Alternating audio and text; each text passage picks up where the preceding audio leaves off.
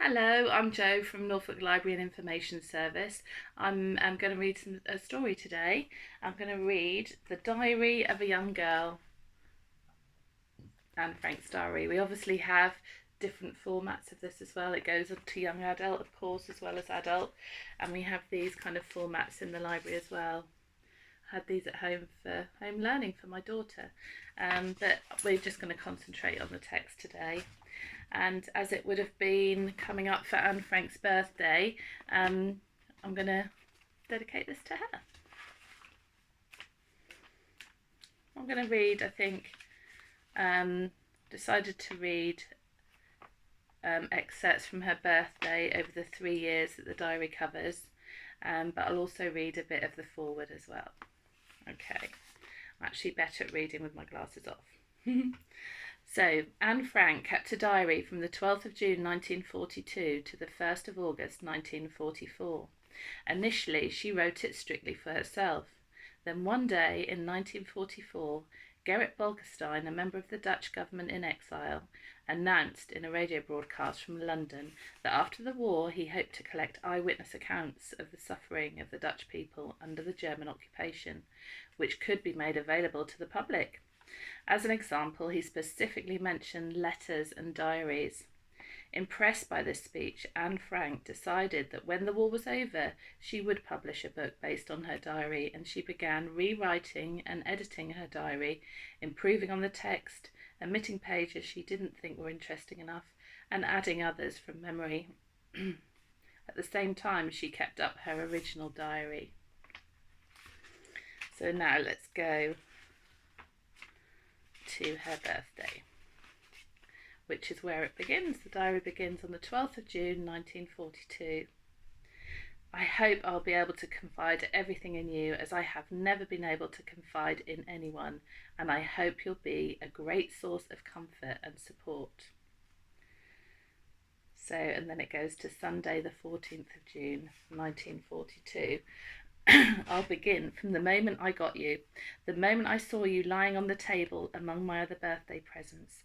I went along where you were brought, but that doesn't count. On Friday, the 12th of June, I was awake at 6 o'clock, which isn't surprising since it was my birthday, but I'm not allowed to get up at that hour, so I had to control my curiosity until 6:45. When I couldn't wait any longer, I went to the dining room, where Morgie, the cat, welcomed me by rubbing against my legs. A little after 7, I went to Daddy and Mummy and then to the living room to open my presents, and you were the first thing I saw. Maybe one of my nicest presents. Then a bouquet of roses, some peonies, and a potted plant. From Daddy and Mummy, I got a blue blouse, a game, a bottle of grape juice, which to my mind tastes a bit like wine. After all, wine is made of grapes. A puzzle, a jar of cold cream, 2.5 guilders, and a gift token for 2 books. I got another book as well, Camera Obscura, but Margot already has it, so I exchanged mine for something else. A plate of homemade biscuits, which I made myself, of course, since I've been quite an expert at making biscuits. Lots of sweets and a strawberry tart from Mother. And a letter from Grammy, right on time, but of course that was just a coincidence. Then Hannah came to pick me up and we went to school. During break, I handed out biscuits to my teachers and my class, and then it was time to get back to work. I didn't arrive home until 5, since I went to gym and the rest of the class. I'm not allowed to take part because my shoulders and hips tend to get dislocated. But as it was my birthday, I could decide which game my classmates would play, and I chose volleyball. Afterwards, they all danced round me in a circle and sang happy birthday. And when I got home, Sani Lederman was already there. Ilse Wagner, Hannelie Gosler, and Jacqueline Van Marzen came home with me after the gym, since we were all in the same class. Hannelie and Sane used to be my 2 best friends. People who saw us together used to say, "There goes Anne, Han, and San." I only met Jacqueline and Van Marzen when I started at the Jewish Lyceum, and now she's my best friend. Ilse is Hannelie's best friend, and Sane goes to another school and has friends there. They gave me a beautiful book, Dutch Sagas and Legends. but they gave me volume 2 by mistake. So I exchanged 2 other books for volume 1. Aunt Helena brought me a puzzle, Aunt Stephanie a darling brooch, and Aunt Lainey a terrific book, Daisy Goes to the Mountains. This morning I lay in the bath thinking how wonderful it would be if I had a dog like Rin Tin Tin. I'd call him Rin Tin Tin too, and I'd take him to school with me where he could stay in the caretaker's room or by the bicycle racks when the weather was good. So that's the first birthday that's in the diary. Let's move now to the next one. So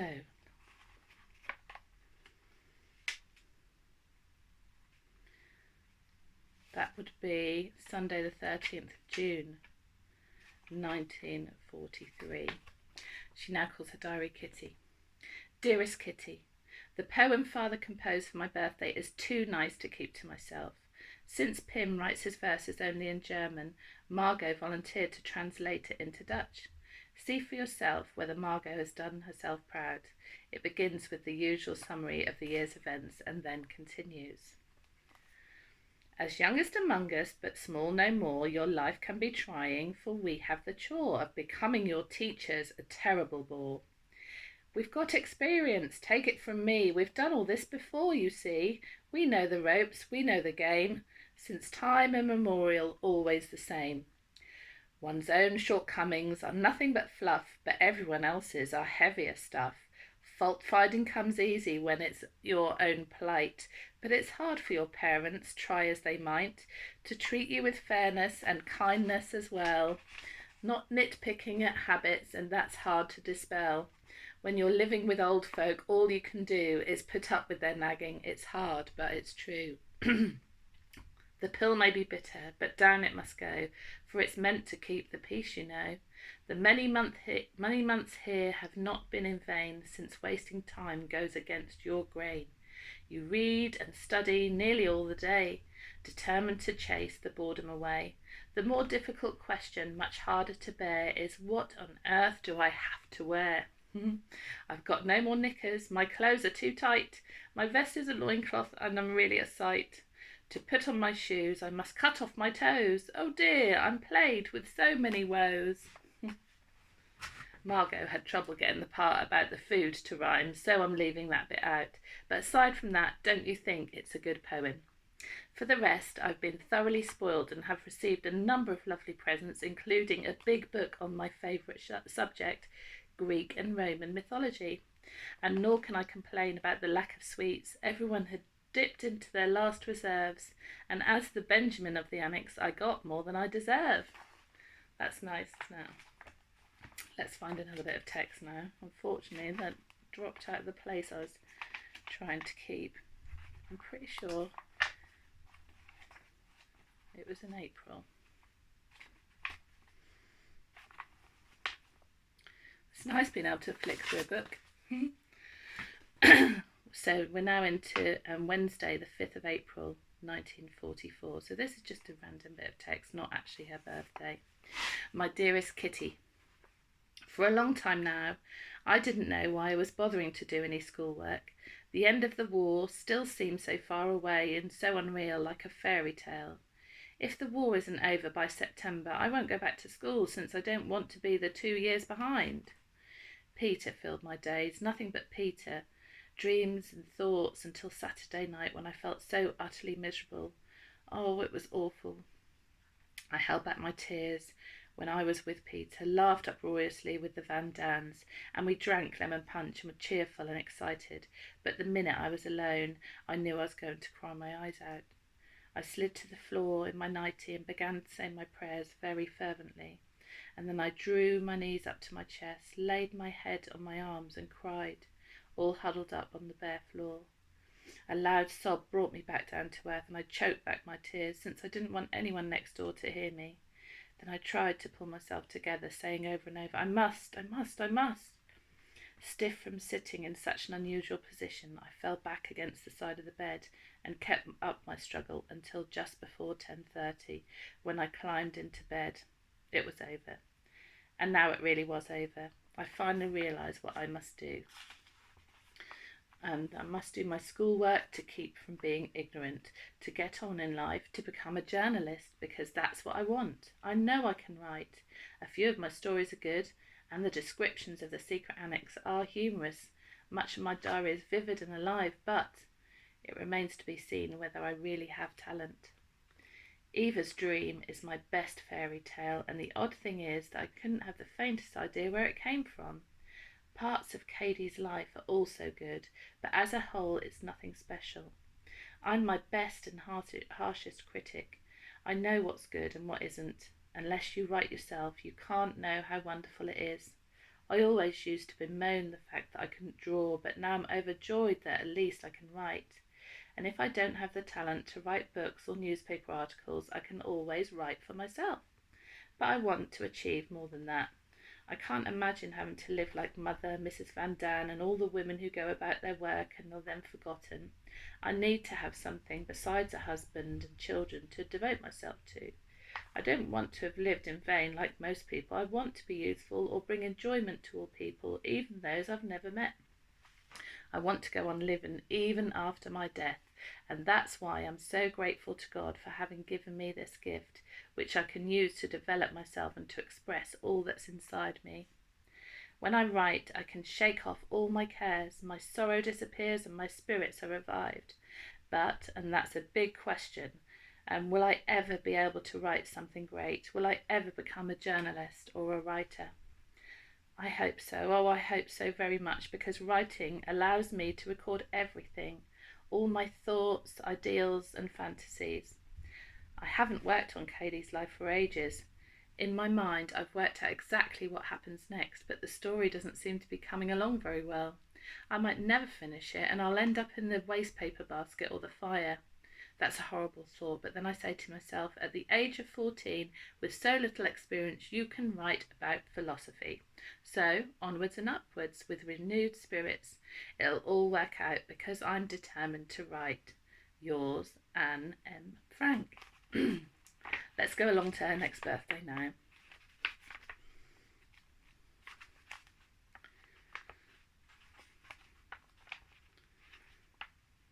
Still in May.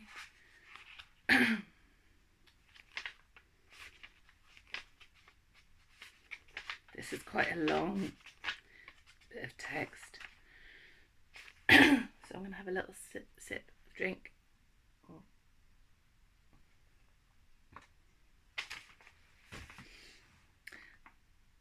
Here we go. So Tuesday, the 13th of June, 1944. Dearest Kit, another birthday has gone by, so now I'm 15. I received quite a few gifts. Springer's 5-volume art history book, a set of underwear, 2 belts, a handkerchief, 2 pots of yoghurt, a pot of jam, 2 honey biscuits, small, a botany book from Father and Mother, a gold bracelet from Margot, a sticker album from the Van Daans, biomalt and sweet peas from Dussel, sweets from Miep, sweets and exercise books from Bep, and the high point, the book Maria Theresa, and 3 slices of full cream cheese from Mr. Kugler. Peter gave me a lovely bouquet of peonies. The poor boy had put a lot of effort into finding a present, but nothing quite worked out. The invasion is still going splendidly in spite of the miserable weather, pouring rain, strong winds and high seas. Yesterday, Churchill, Smuts, Eisenhower and Arnold visited the French villages that the British had captured and liberated. Churchill was on a torpedo boat that shelled the coast. Like many men, he doesn't seem to know what fear is, an enviable trait. From our position here in Fort Annex, it's difficult to gauge the mood of the Dutch. No doubt many people are glad the idle British have finally rolled up their sleeves and got down to work. Those who keep claiming they don't want to be occupied by the British don't realise how unfair they're being. Their line of reasoning boils down to this: Britain must fight, struggle and sacrifice its sons to liberate Holland and the other occupied countries. After that, the British shouldn't remain in Holland. They should offer their most abject apologies to all the occupied countries, restore the Dutch East Indies to its rightful owner, and then return, weakened and impoverished, to Britain. What a bunch of idiots! And yet, as I've already said, many Dutch people can be counted among their ranks. What would have become of Holland and its neighbours if Britain had signed a peace treaty with Germany, as it's had ample opportunity to do? Holland would have become German, and that would have been the end of that. All those Dutch people who still look down on the British, scoff at Britain and its government of ageing lords, call them cowards, yet hate the Germans, should be given a good shaking the way you'd plump up a pillow. Maybe that would straighten out their jumbled brains. Wishes, thoughts, accusations, and reproaches are swirling around in my head. I'm not really as conceited as many people think. I know my various faults and shortcomings better than anyone else, but there's one difference. I also know that I want to change, will change, and already have changed greatly. Why is it, I often ask myself, that everyone still thinks I'm so pushy and such a know-it-all? Am I really so arrogant? Am I the one who's so arrogant, or are they? It sounds silly, I know, but I'm not going to cross out that last sentence because it's not as silly as it seems. Mrs. Van Daan and Dussel, my two chief accusers, are known to be totally unintelligent. Not to put too fine a point on it, just plain stupid. Stupid people usually can't bear it when others do something better than they do. The best examples of this are these two dunces, Mr. Van Daan and Dussel. Mrs. Van D thinks I'm stupid because I don't suffer so much from this ailment as she does. She thinks I'm pushy because she's even pushier, and she thinks my dresses are too short because hers are even shorter.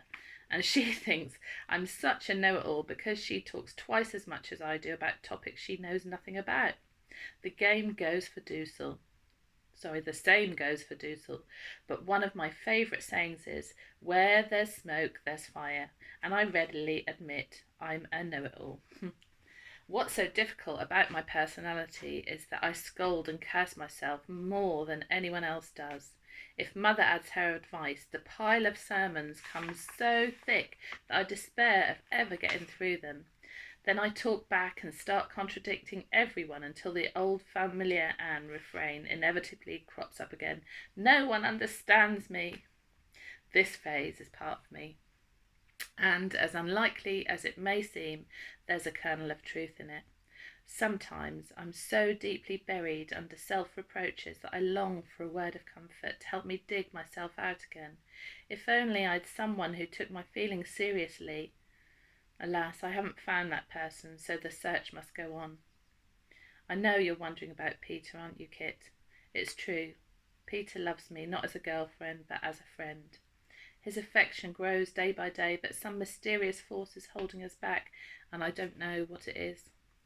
Sometimes I think my terrible longing for him was over-exaggerated, but that's not true, because I'm unable to go to his room for a day or two. I long for him as desperately as I ever did. Peter's kind and good, and yet I can't deny that he's disappointed me in many ways. I especially don't care for his dislike of religion, his talk of food and various things of that nature. Still, I'm firmly convinced that we'll stick to our agreement never to quarrel. Peter is peace-loving, tolerant and extremely easy-going. He lets me say a lot of things to him that he'd never accept from his mother. He's making a determined effort to remove the blots from his copybook and keep his affairs in order. Yet why does he hide his innermost self, never allowing me access? Of course, he's much more closer than I am, but I know from experience, even though I'm constantly being accused of knowing all there is to know in theory, but not in practice, that in time, even the most uncommunicative types will long as much or even more for someone to confide in. Peter and I have both spent our contemplative years in the Annex. We often discuss the future, the past and the present, but as I've already told you, I miss the real thing, and yet I know it exists. Is it because I haven't been outdoors for so long that I've become so mad about nature? I remember a time when a magnificent blue sky, chirping birds, moonlight and budding blossoms wouldn't have captivated me. Things have changed since I came here.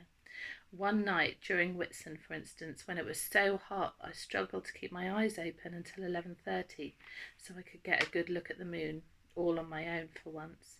Alas, my sacrifice was in vain, since there was too much glare and I couldn't risk opening the window. Another time, several months ago, I happened to be upstairs one night when the window was open. I didn't go back down until it had to be closed again. The dark, rainy evening, the wind, the racing clouds had me spellbound. It was the first time in a year and a half that I'd seen the night face to face.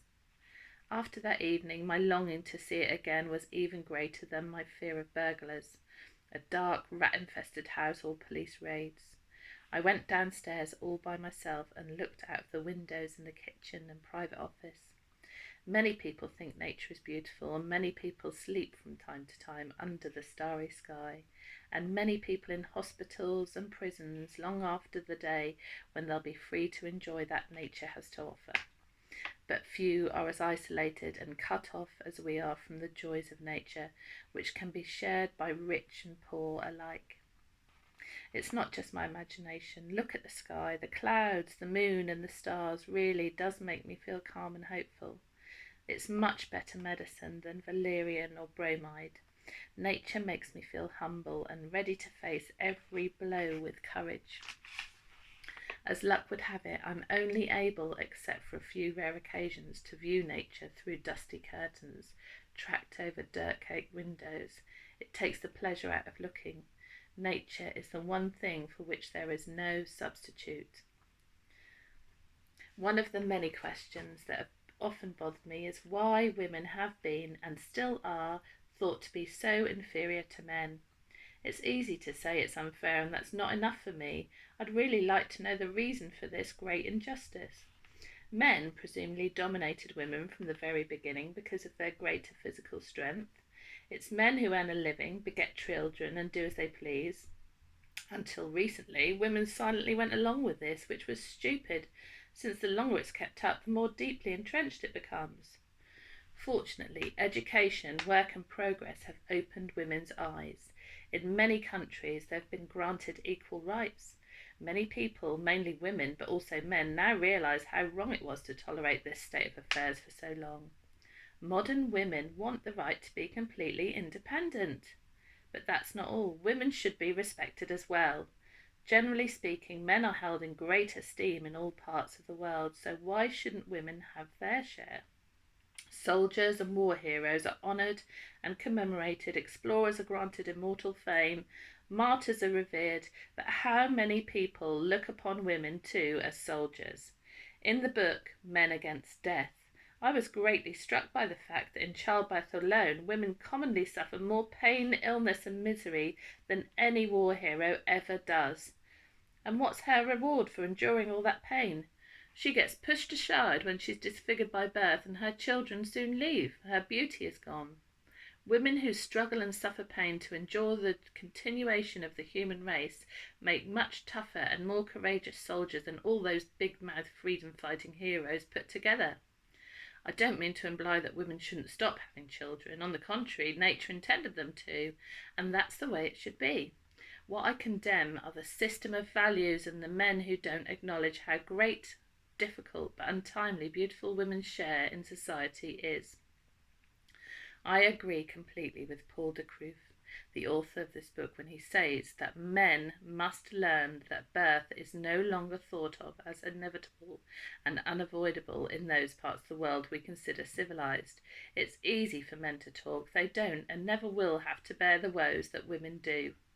I believe that in the course of the next century, the notion that it's a woman's duty to have children will change and make way for the respect and admiration of all women who bear their burdens without complaint or a lot of pompous words. Yours, Anne Frank. That was her last birthday entry. Might just do a little bit an afterword towards the end here so we can see how that bit finished up.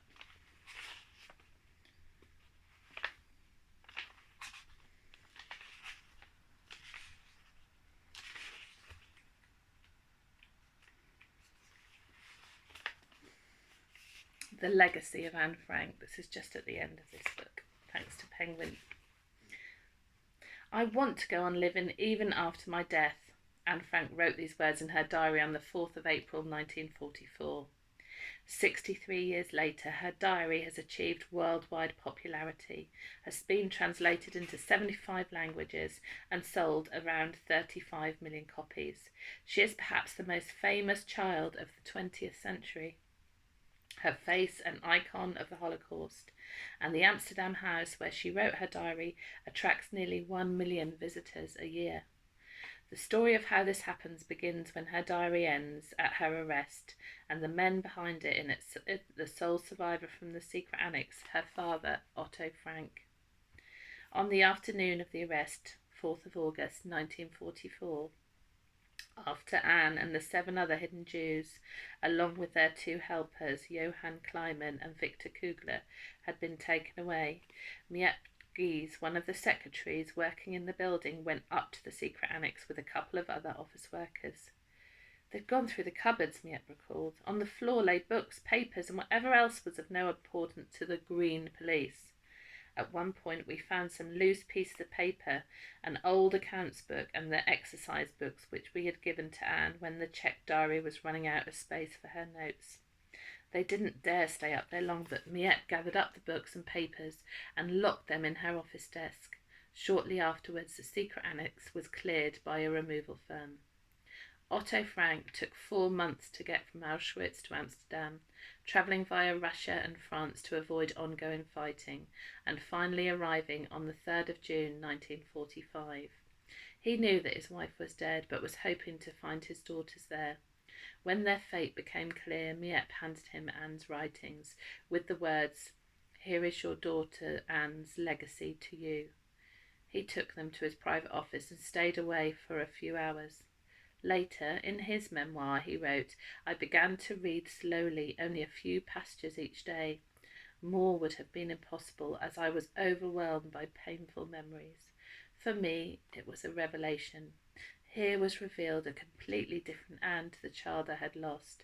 I had no idea of the depth of her thoughts and feelings." Otto was captivated by her diary. He wrote to his mother in Basel, "I can't put Anne's diary down, it's just so astonishing. I never allowed the diary out of my sight because there was so much in it that no one else should read." However, he decided to copy some extracts for family and friends, and on reading them, they urged Otto to publish the complete diary. At first he hesitated, but then recalled Anne's own words in her diary. "You've known for a long time that my greatest wish is to be a journalist, and later on a famous writer. In any case, after the war, I'd like to publish a book called The Secret Annex." At first it seemed impossible to find a publisher. The diary was rejected by at least 4 leading Dutch publishers before Otto gave it to Jan Roman, a well-known historian, to read. He was so impressed that he wrote an article for the Dutch newspaper Het Parool on the 3rd of April 1946, saying, "When I had finished, it was night time, and I was astonished to find that the lights still worked, and that we still had bread and tea, and I could hear no aeroplanes droning overhead, and no pounding of army boots in the street. I'd been so engrossed in my reading, so carried away back to that unreal world now almost a year behind us." As a result of this article, Uitwerk Contract printed a limited run of 1,500 copies in June 1947 under the title Anne herself had chosen, Her Akerhuis or The Secret Annex. And that's all I'm going to be reading for you today. I hope you've enjoyed it, and as I say, it's in memory of Anne Frank, whose birthday would have been this week. Thank you.